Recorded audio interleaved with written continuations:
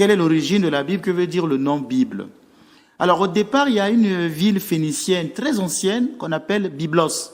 Byblos. Il s'agit d'une ville dont les ruines sont visibles aujourd'hui au Liban entre Beyrouth et Tripoli.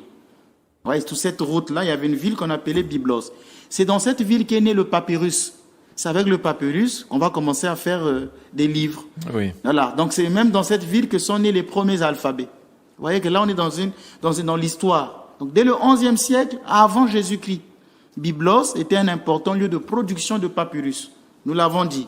Et donc il n'est pas étonnant que les écrits de la Bible ont pris ce nom-là, de cette ville, dans la langue grecque. Donc c'est cette ville-là qui est à l'origine du mot Bible, parce qu'il y a une ville qu'on appelait Byblos.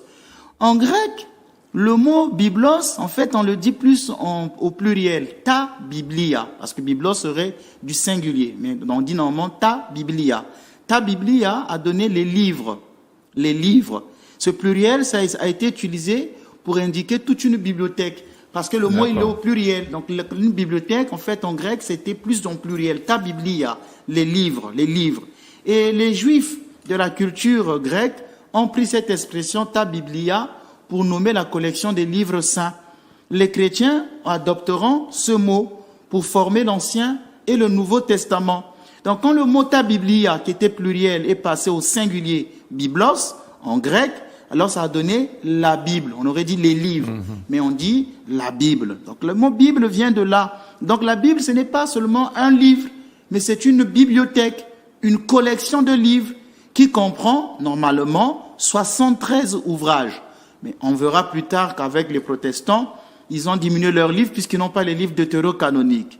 Je disais que le mot Bible n'est pas dans la Bible. Donc vous voyez que même les gens qui font des discussions, cite-moi un verset biblique. Oh non, mais le mot Trinité n'est pas dans la Bible, mais le mot Bible lui-même n'est pas dans la Bible. Alors les gens souvent confondent avec un texte de Saint Paul.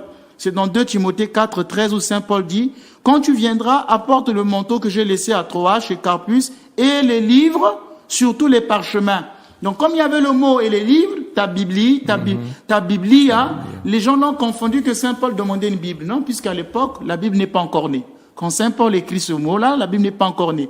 La Bible commencera à avoir, le canon biblique commence vraiment en l'an 400.